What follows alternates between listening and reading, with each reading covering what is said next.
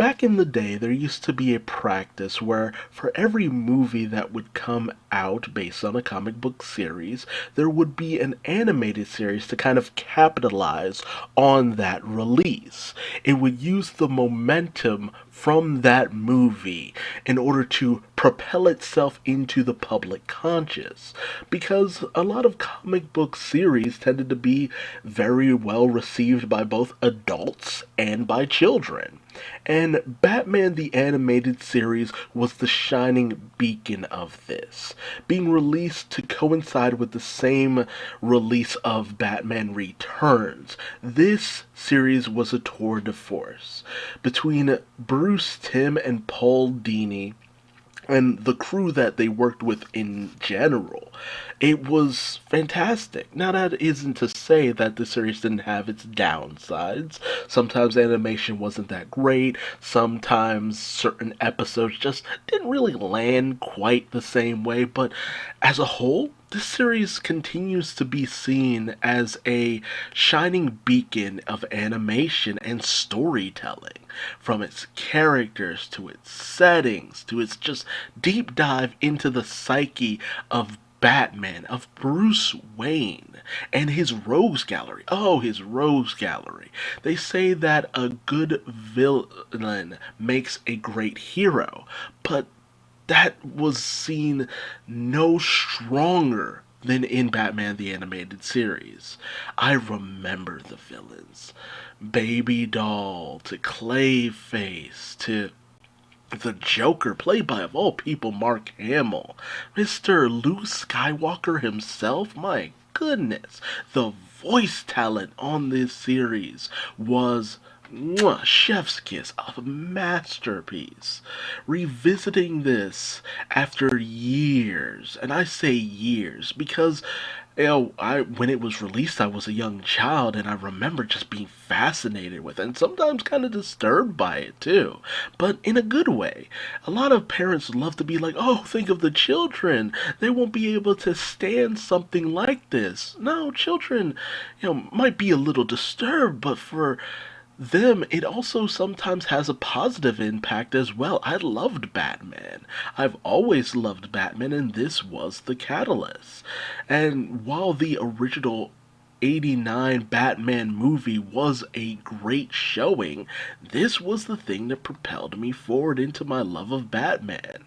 And while it was at times censored or had network meddling, the fact that the team managed to work around it in such fun and fantastic ways at every angle just really showed that you struck gold with this series.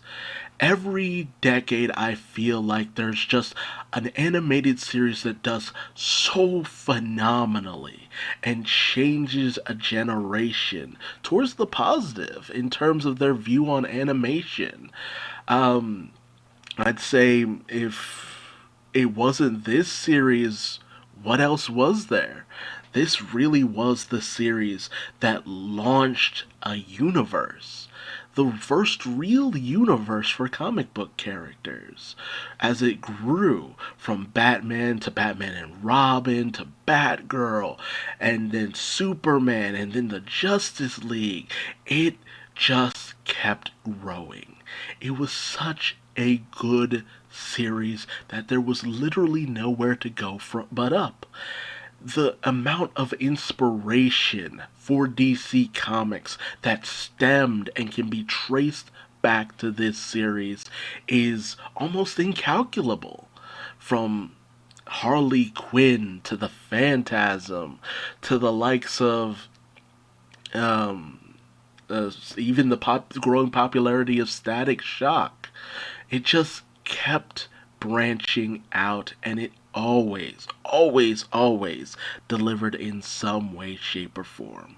I can look back on this series with nothing but reverence. And I know that just makes me sound like some fanboy, but seriously, even when I wasn't digging any episodes of this series, there were more great episodes than not. And in a run of 85 episodes, to just continue to deliver hit after hit after hit. I don't know what to tell you.